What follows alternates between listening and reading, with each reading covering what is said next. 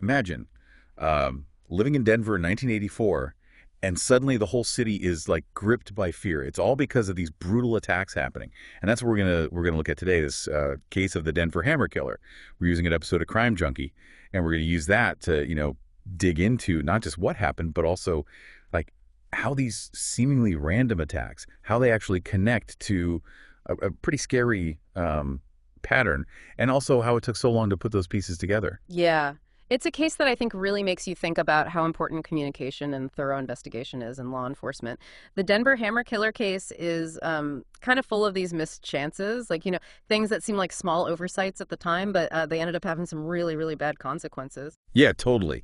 So to set the scene, the podcast host, Ashley Flowers, she takes us to Denver, 1984, and we meet Patricia Smith, who was found murdered in her home in Lakewood, Colorado. This was on January 10th, 1984. They found a hammer at the scene, and that, right away pointed to that being the murder weapon. But this wasn't the only attack, right? Right. And the way that the podcast tells it, you really get a sense of how the community felt. Like, there was this letter written to the newspaper by one of Patricia's friends, and it wasn't just about the fear. She talked about what a kind person Patricia was, and it really makes you think, we're not just talking about a case, we're talking about real people and their lives were cut short. Exactly. And the podcast then goes on to tell us that just a few days before Patricia's murder, a similar attack happened in Aurora, Colorado. This time it was a couple, James and Kim. And one detail I just can't get out of my head. It said that James was making a mixtape when the attacker came in. It's such a normal thing, right? It just makes the violence, the intrusion even more shocking. Did that tell us anything about the attacker? Like how they picked their victims? I think it shows how the attacker relied on surprise. Like, they weren't necessarily going after specific people, but more like looking for easy targets, homes they could get into quickly without being noticed. Yeah, yeah. And what's even crazier is that this attack on James and Kim, even though it was really bad, it didn't even make the news. Yeah, the lack of media coverage early on, that's something that comes up in the podcast a lot, and it makes you wonder about how information was shared back then. Could more news coverage have, helped connect the dots? Like, could it have even stopped other attacks from happening? It's a question that kind of haunts this case. It does. It really does. Then, on the same day that Patricia Smith was murdered, a flight attendant named Donna Dixon was attacked. This was in her garage in Aurora. Thankfully, she lived. But again, nobody knew about this attack either. That's right. And it's concerning to see that escalation in violence in such a short time, right? From James and Kim, they survived. But then Patricia Smith was killed. And then Donna Dixon attacked on the same day. I think it shows the attacker was getting more confident, less afraid to use violence, even extreme violence. It's true. And it's really scary how the open garage door comes up in several attacks. Like, it makes you think about your own life and when you might be more vulnerable than you think. Yeah, it's a reminder for everyone, Be aware of your surroundings. Think about those basic security things that we don't always pay attention to. Yeah, for sure. And then 6 days after Patricia's murder, the case gets, truly heartbreaking. The Bennett family murders. Constance Bennett, the grandmother, she found her son Bruce, his wife Deborah, and their 7-year-old daughter Melissa, all murdered in their home in Aurora. The 3-year-old daughter Vanessa, she survived, but she had been badly hurt. That's the point where this case, it really grabs you. An entire family gone, a little girl left with all the pain and trauma of that night. And the podcast talks about the little details of the scene. Like, they found Melissa's pajamas, they had been cut. And that's something that stayed with Vanessa for years and years. It's awful. And the podcast makes a really important point, which is that this might have been prevented. Because even though the attacks were similar, the different police departments, they weren't talking to each other enough. They didn't connect the dots, and that's why the Bennetts died. Do you think that's a common problem in law enforcement, or was this just a one-time thing? Well, it does make you think about the systems they had back then. Could better communication have saved them? It's hard to know for sure, but this case definitely shows how bad those system failures can be, and it's scary to think about. Yeah. So the FBI got involved, and they brought in a profiler, Ron Walker. He thought the attacker was probably not a very sophisticated criminal, somebody driven by anger who was going after easy targets. He even suggested checking for unlocked doors in the neighborhood. I've heard about profiling before, but I don't really get how it works. Can you explain the methods and, like, the logic behind it? Sure. So, profiling, it's really complicated. They look at the crime scene, the victim's life, any evidence they have, and they try to make a kind of psychological sketch of the perpetrator. It's not about finding a specific person, but more about narrowing down the possibilities and giving the investigation a direction. In this case, Walker's profile, even though it wasn't perfect, it did give some useful insights that helped the investigation. Okay, that makes sense. And then, as suddenly as it started, the terror just stopped. No more attacks. So investigators thought the killer was either dead or in jail already. The case went cold, and years went by, turning into decades, with no answers. How must have been so hard for the victims' families, all that silence. Oh, absolutely. That lack of closure, the not knowing, that's incredibly tough. For the families, it meant the pain never went away, the fear was still there. I can't even imagine. Ah, But then there was a little bit of hope. In 1989, Vanessa, the little girl who survived the Bennett attack, she remembered that her attacker was a white man. right. And this is where the case gets really interesting because that went against some of the earlier descriptions they had. It brought in new questions, and investigators had to rethink what they thought they knew. It also shows how even years after something traumatic, memories can come back and be important clues. Wow. And then, in the early 2000s, they did DNA testing, and it confirmed that one person was behind all these attacks. But still, no name, no face. It's crazy to think how new DNA technology was back then compared to what we have now. Oh, DNA has totally changed criminal justice, but like we see in this case, it's not a magic solution. You can have DNA, and the investigation can still get stuck, especially if they don't already have the killer's DNA in the system. Yeah, that's true. And the big break in the case finally happened in 2018. There was a DNA match in a totally different case, this one in Nevada. It led them to Alex Ewing. And here's the crazy part. He had been in prison since not long after the Denver attacks for other violent crimes. What went wrong there? Why did they find his DNA earlier? This is where those system failures that we talked about, they really become clear. The laws about taking DNA from felons, they weren't always very clear, and they weren't always used the way they should have been. So with Ewing, it was a mess. Nevada, where he was in prison, they had a law saying everyone in prison for a felony had to give their DNA. But this was in the mid-90s, and it only applied to people convicted after that law. Ewing had been convicted before, so he slipped through the cracks. Seriously. Yeah. But then, in 2013, Nevada changed the law to include everyone in prison for a felony, even if they were convicted before. So why didn't that catch him? Well, you'd think that would be it, right? But unbelievably, the prison where Ewing was, they just ignored that new law for 5 years until the Attorney General made them do it. If they had followed the law, they could have connected Ewing to the Denver attacks way sooner, maybe even stopped him from doing other bad things in the meantime. It makes you think, how many other cases are out there just waiting for DNA to be tested because of these bureaucratic problems or just plain human mistakes? That's terrifying. It makes you realize how fragile the justice system can be. And there's something else that's just, I don't know, strange about this case. The podcast said that the DNA profile from Patricia Smith's case, it had actually been taken out of the database for a while, and that's why they missed a potential match with Ewing earlier. Why would they take a DNA profile out? I know, it sounds crazy, doesn't it? But it shows how much chance, or maybe even fate, plays a role in these cases. If that profile hadn't been removed, maybe they would have caught Ewing years before. It's a scary thought. It really is. We'll be right back to talk more about the Denver Hammer killer case and all the things that went wrong that allowed this guy to stay free for so long. Yeah, it's hard to believe someone who could do such terrible things could just disappear for so long, especially when you think about it, he was already in the system. Right. And so the podcast, it takes us back to after the Bennett family murders. Ewing ran from Colorado. He ended up in Kingman, Arizona. He broke into this guy's house, a guy named Roy Williams. And this time he didn't use a hammer, he used a rock. What do you think? Why the change in weapon? Well, it could be that Ewan was, just using whatever he could find. Maybe he didn't have a hammer that time. Or maybe he was getting, I don't know, less careful, more impulsive maybe. And this Roy Williams, he actually talked to the guy, to Ewing, and it seems like that kind of threw him off. He ended up running away. It's amazing how just talking, like a victim reacting in a way the attacker doesn't expect, it can change everything. In this case, Williams being quick on his feet, it might have saved his life. Yeah, maybe. But Ewing didn't get far.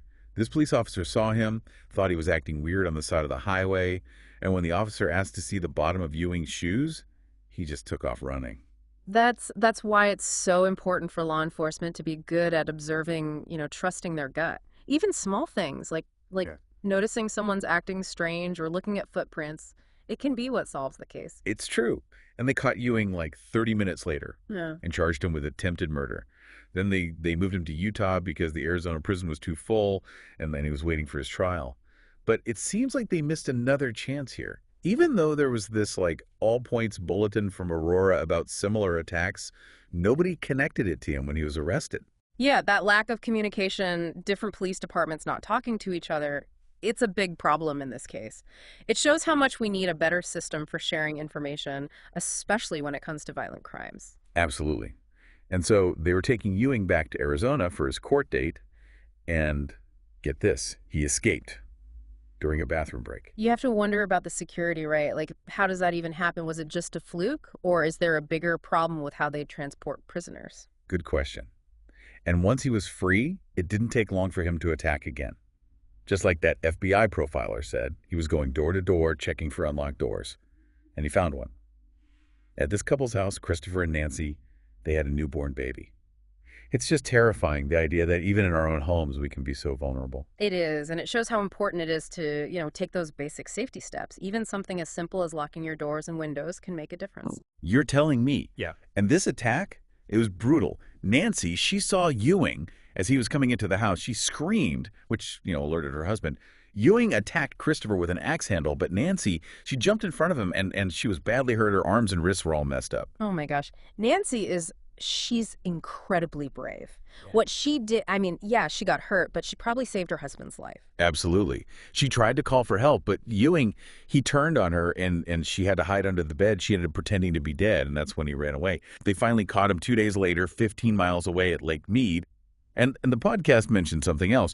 While he was in prison, Ewing was writing personal ads, like in newspapers and online, looking for women to be friends with. It just seems so out of touch with reality after all the horrible things he did. I know. It makes you wonder what was going on in his head. Did he really want a friend, or was it all just, part of some manipulative game? It also makes you think about how hard it is to rehabilitate people who have committed violent crimes. Yeah. So finally he's locked up. But the question is, how was he in prison all that time without anyone connecting him to these crimes through DNA? I mean, they even thought he might have done this kind of thing before. Yeah, this is where the system really failed, and it's all about those DNA laws. Like we talked about, Nevada had this law saying everyone convicted of a felony had to give their DNA. But it only applied to people convicted after the law passed in the mid-90s. Ewing, he was convicted before that. Oh, right, right. So that's a huge gap in the system. People who were convicted before DNA testing, they could get away with other crimes. Wow. And it wasn't until 2013 that they changed the law to include everyone in prison for a felony, even if they were convicted earlier. But even then, there were problems. The prison where Ewing was, they just ignored the new law for 5 years. 5 years. 5 years. Can you believe it? It's a perfect example of bureaucracy gone wrong. This law, it was supposed to help solve crimes, but it just sat there doing nothing. And all that time, dangerous people could have been out there hurting others. It makes you think, who's in charge of making sure these laws are followed? Who takes responsibility when they don't? Yeah, it's a good question. And it's scary because it shows that even when there are laws, people can mess things up and it can have terrible consequences. It's true. So finally, in 2018, they started doing the DNA tests like they were supposed to. Mhm. And that's when they got the match to the Bennett murders. Mhm. And they put Patricia Smith's DNA back into the database, and it matched him too. It's a win for science, right? But it's also sad because it shows how much time was wasted, how many chances were missed. It shows how important it is to keep checking our systems, making sure they're working so that justice can be done quickly and effectively. For sure. And of course, Ewing tried to say he wasn't involved. His lawyer said there was other DNA at the crime scene, so maybe other people were involved. Yeah, that's something you see a lot in these cases. Trying to make the jury doubt by coming up with other explanations. But in this case, there was just too much evidence against Ewing. Right. They were specifically talking about some unidentified male DNA on Patricia Smith's blouse and on the hammer. That does bring up a good point. It's super important to handle evidence carefully so you don't contaminate it. If there's extra DNA, it can make things a lot harder. And the podcast talked about how the crime scene was probably contaminated because back in 1984, the police didn't use gloves, which was normal back then, so that explains the extra DNA. Exactly. And it shows how much forensic science has changed. Now we have DNA testing and we have much stricter rules about evidence, so there's less chance of contamination and the evidence is more reliable. That's good to know. And in the end, it was Ewing's sperm that they found on the carpet and comforter in the Bennett girls' room and also at Patricia Smith's house. That was it for him. He was found guilty and sentenced to life in prison, no chance of getting out. Wow.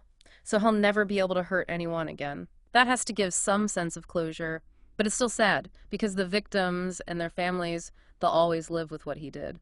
It's crazy to think that if things had gone a little differently, this guy Ewing, he could have been out on parole in 2021. I know, right? It just shows you the justice system, it's supposed to keep us safe, but it can make mistakes. There's always that human element, you know?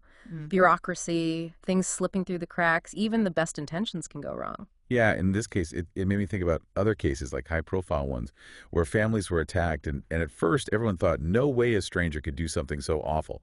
You hear about the suspicion falling on family members because, it's so brutal, you just can't imagine someone they don't even know doing that. Yeah. It makes sense, right? We try to make sense of things that just don't make sense. When something horrible happens, we want to understand why, and sometimes, I guess, we look to the people closest to the victim. But like we see in this case, those first thoughts, those gut feelings, they can be wrong. And if you get too focused on them, the investigation can go off track. Absolutely.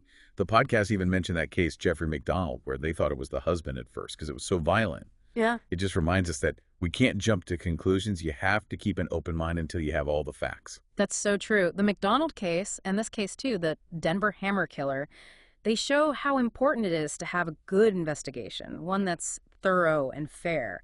You can't let your own opinions or biases get in the way. Exactly. And looking back at everything, what really stands out to me is how important those little details are, and how crucial it is for the police to talk to each other. If those early attacks had been in the news, or if the different police departments had shared information, maybe the Bennetts would still be alive. It's a hard truth, but it's true. Little mistakes, things not connecting, delays, they can all have awful consequences. This case, it shows us how fragile our systems are and how important it is to always be looking for ways to improve. Yeah, and it also makes you think about just, I don't know, luck, I guess, fate. Like if they hadn't taken Patricia Smith's DNA out of the database, they might have caught Ewing years before. It's almost like something was keeping him free. I know. It's scary to think about. That justice can depend on these random things. It makes you question how fair the system really is, How can we be sure justice is done when so much is out of our control? Right. So what do we take away from all this? What can we learn moving forward? I think this case, the Denver hammer killer, it's a wake-up call. It's telling us to look at our systems, find the weak spots, and push for change. We need better communication, better DNA testing, and a system that's efficient and holds people accountable. For sure. It's a case that stays with you even after you've heard all the details. It reminds us that evil can be hiding anywhere, and that we have to keep fighting for justice and safety, always. The Denver hammer killer, it's not just a story from the past. It's still relevant today. It makes us think about human nature, about the flaws in our systems, and about how important it is to never give up on justice, no matter how long it takes.